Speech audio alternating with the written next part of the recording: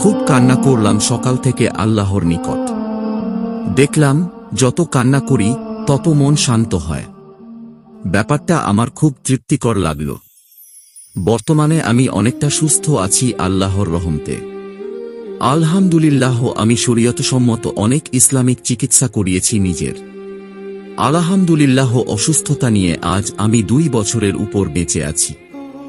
আলহামদুলিল্লাহ। বুঝতে পেরেছি জীবনের প্রকৃত অর্থ। আলহামদুলিল্লাহ। আমার পরিবারের সকল সদস্য দ্বীনের পথে চলে এসেছে এবং আমার যথাযথ সাহায্য করছে।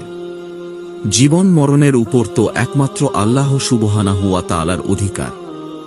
আমার একটি শেষ ইচ্ছে, কুরআন হিফজ করা। শারীরিকভাবে দুর্বল থাকায় কষ্ট হচ্ছে হিফজ করতে।